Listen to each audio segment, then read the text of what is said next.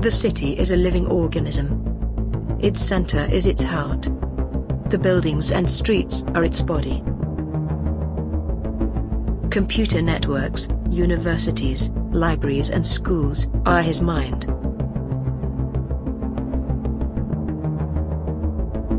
The market is his digestive system. The warehouses are his stomach. The parks are his lungs. The electric current is his blood. The phones are his ears. The televisions and the antennas are his eyes. The drainage system is his intestines. People and cars are his cells. The police, the army, the services of the city, the town planning and the hospitals are its antibodies. The suburbs are its parasitic organisms. The ancient ruins and the religious temples are its soul. The advertisements and the cinemas are his dreams.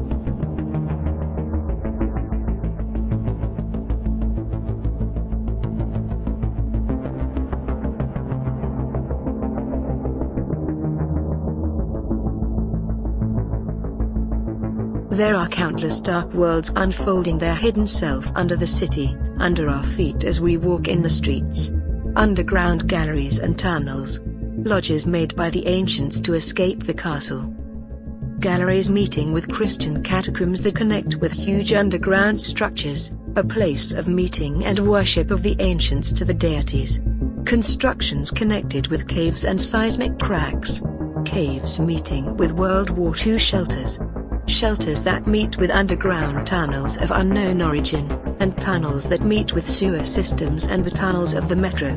Tunnels that are connected with military-built arcades for fast and secret personnel movement for surprise missions. The city is not accidental. Nothing is random in the city. You can handle the city if you know this in all its parameters. The big city is a new nature. It is a mutated artificial nature. Air conditioning, artificial light, transport, communications, water supply, sights, pleasures, values, needs, etc., all within the city are artificial.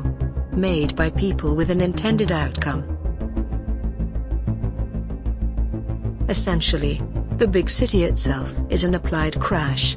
Its laws are either invisible or automated. We are automatically obeying the laws of the city.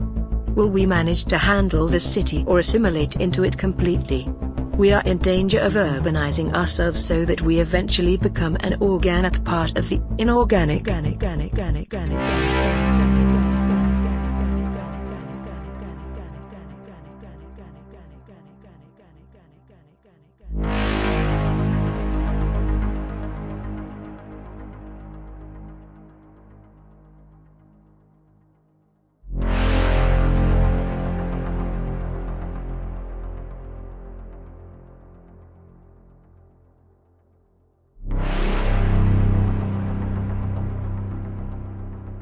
There are vampire buildings in the cities.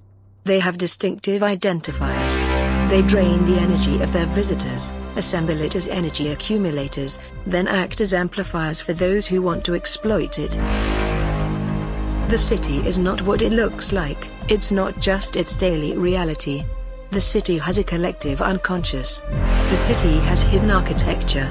Its atmospheres, sounds and its labyrinths. It is not just the flow of its cars, it is also the persistent paths of its birds.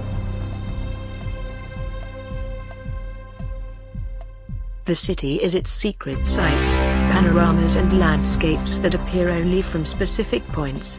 There are many points in a city that are very similar to other cities in the world, and perhaps, for someone who owns the key, one can travel between them instantaneously.